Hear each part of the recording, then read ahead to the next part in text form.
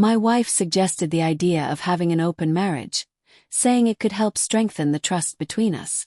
I told her no. 2 weeks later, I learned she'd been meeting her ex behind my back for months, long before she ever mentioned the idea. When I confronted her, she just shrugged and said, "You should be thankful I even told you." This morning she opened her drawer, found a pile of papers, and my phone kept buzzing. 44 missed calls. Before I continue, I just want to say, if you're listening to this, please subscribe. It's been discouraging watching this platform slow down. Every subscription reminds me that sharing these kinds of stories still matters. Thank you for being here. Anyway, I never thought I'd be the type of person posting on a revenge forum. I'm not bitter, not trying to destroy anyone. I'm simply someone who paid attention. My name's Kyle, I'm 35. My wife, soon-to-be ex-wife, Laura, is 33. We were married almost 7 years. No kids by choice. We weren't against it, just didn't prioritize it. We both had jobs we valued, a solid circle of friends, and a life that, for the most part, worked. I work in digital infrastructure, mostly remote. She worked in creative marketing, out and about more than I was. We were different in many ways, but it balanced out. Or so I thought. Our life had a rhythm. Shared grocery lists, rotating cooking duties, cleaning Sundays while she sang indie rock with her AirPods in. We laughed often. I believed that meant something. Then came the night everything shifted. She cooked chickpea pasta she saw on TikTok. Later, while we sat on the couch, half watching some show, she turned to me and asked, "Have you ever thought about trying something new with us?" I assumed she meant hiking again or adopting a dog, maybe even traveling more. But then she said, "I've been listening to a podcast about couples trying open marriages. Apparently, it builds trust and emotional honesty." First, I thought it was a joke. I laughed. "I didn't." She said, "No, seriously, not now, but eventually it could help us grow." I asked, "Is there something wrong between us?" She replied, "No, of course not. We trust each other, right?" That's when I realized this wasn't random. It wasn't a casual thought.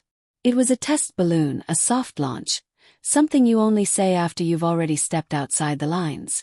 I told her firmly but respectfully, "No, I don't share that kind of bond with strangers. I didn't marry into that."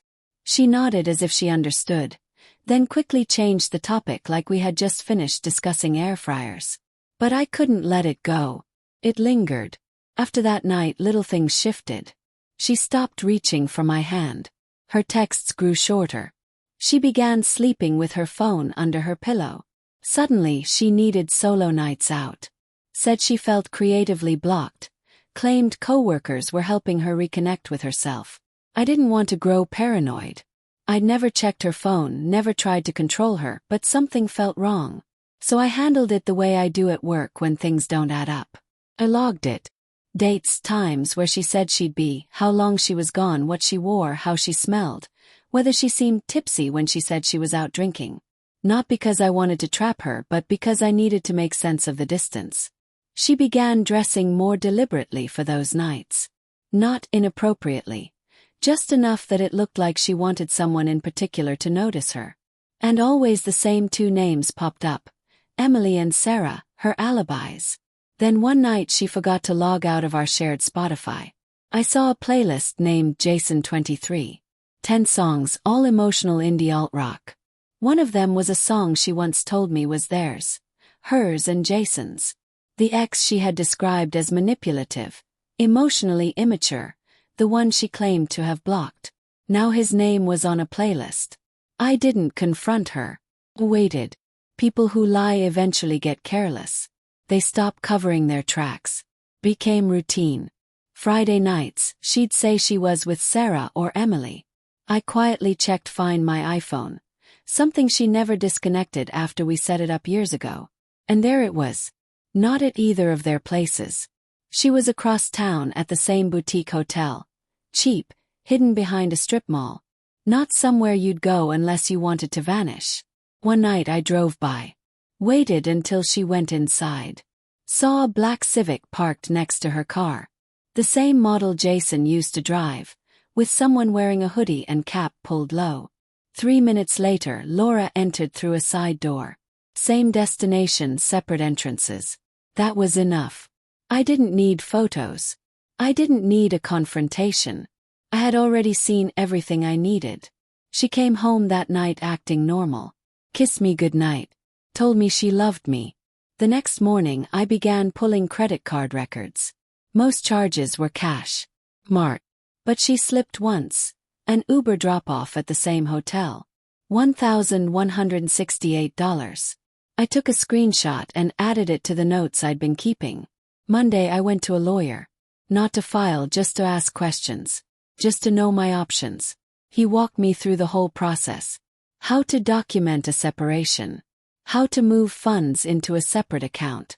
How to protect shared assets from disappearing. And how to remove someone from a joint credit line in cases of infidelity, especially if you could prove it. I took notes not out of anger but because I finally understood. She hadn't asked for permission when she brought up an open marriage. She had already asked for forgiveness in advance, and I had no intention of giving it. Thursday night I finally asked. We were halfway through dinner, Thai food her favorite, but she barely touched it. She kept checking her phone. Not typing. Just waiting. I don't know what made me ask in that moment. Maybe it was the way she kept flipping her hair. Or how she called me babe. 3 times in under 10 minutes, like she was trying to soften me up. I set my fork down, looked at her and simply asked, "Are you still seeing him?" She blinked, caught completely off guard. What? Jason. The name landed like a slap. Her fork froze midair. She didn't answer right away. Kept my voice steady. "I know about the hotel, the Civic, the playlist you made for him." Her face shifted. Not panic or guilt, something worse. Mild irritation. She exhaled slowly. "Jesus, Kyle, you went through my stuff." "Nope," I said. "I just paid attention." She stared, probably plotting her next move. Guilt trip, denial, deflection. None of those. Instead, she said, "You should be grateful. I even told you I wanted to try something new." Grateful. That word hit hard. "You brought up an open marriage after you'd already cheated," I said quietly. She scoffed. "Oh my God. Just a hotel. Not like we ran off together. You act like I murdered someone." I didn't respond. I just watched. "You're not exactly the most thrilling guy, Kyle. You're stable. Consistent. Present. And that's great. But Jason actually makes me feel things." "So did I." I said, my voice low but firm. "For 7 years," you shrugged. "Maybe you shouldn't have made it so easy for me to be walked over." That cut through all the quiet nights I'd spent stewing, waiting for her to come home, the mornings watching her pretend to be someone she wasn't. I stood, carried my plate to the sink, and without another word, walked upstairs. That night I didn't sleep in our bed. Not sulking but preparing for what came next. The following morning she left early for work. That was the last time she slept in our bed. She just didn't know it yet. That Friday night she came home, seemingly normal. Hair done, fresh makeup, perfume she always claimed was for herself.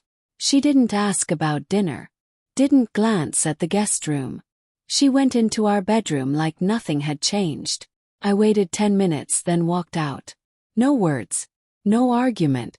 I didn't need to explain anything. I'd already said all that was necessary. She had already shown me who she truly was. That night she probably scrolled her phone, checked Instagram, texted Jason, maybe even laughed at something. I only cared about the nightstand drawer. Once holding chargers, socks, expired sleeping pills, no longer. Now it held a neat stack of printed papers. The notarized separation agreement. No disputes, no alimony, no shared property. Just a clean split. Her signature was missing, but mine was there. Behind it, a timeline, dates, times, locations, hotel receipts, Uber trips, playlists, financial documents, notices of account separation, and joint credit removal. The final page. A short note. "No need to talk. I've already seen the real you. Keep what's yours. I only took mine. The key doesn't work. Don't reach out." I wasn't there when she found it. I was already gone. 2 bags, documents in hand, I left. I stayed at a quiet one-bedroom rental. No distractions, no Wi-Fi, just peace. The next morning my phone exploded. 44 missed calls, texts, voicemails, emails. The pattern: confusion, deflection, manipulation, anger, desperation. One even read, "If you cared about me at all, you'd hear me out." I didn't reply. 3 weeks in, still nothing. Not the tearful, not the angry, not the desperate. I didn't block her, just let it pile up. Laura never thought I'd follow through. She assumed I'd cool off, sit in a hotel brooding, maybe cry, maybe call. She thought I'd fold. I'd always been the calm, safe one. But she didn't understand. Once people like me walk away, we don't return. One of her friends reached out. Apparently, Jason ghosted her as soon as the legal papers were ready. Blocked her number, deleted the playlist. Typical. She burned her only connection for someone who didn't even stick around. She tried to rewrite the story, telling friends I overreacted, blew it out of proportion, that she was just exploring herself and I was controlling. I didn't argue. Didn't need to. I had the receipts. Even without them, I'd still have left. Last week, one final message. "If you ever loved me, at least talk to me." I did love her, but that version no longer existed. I didn't reply. Instead, I forwarded a screenshot of a text she'd sent a friend 6 months prior. "If someone cheats on you, you owe them nothing. Walk away quietly, completely." That was her advice. Followed it. Moved into a new place. Small, clean, simple. I sleep better. My phone no longer buzzes at night. My calendar isn't filled with fake plans. My Spotify has no secret playlists. The other day, I caught myself smiling for no reason, walking to my car, enjoying peace. I didn't burn her things. Didn't destroy her car. Didn't go nuclear. I just left.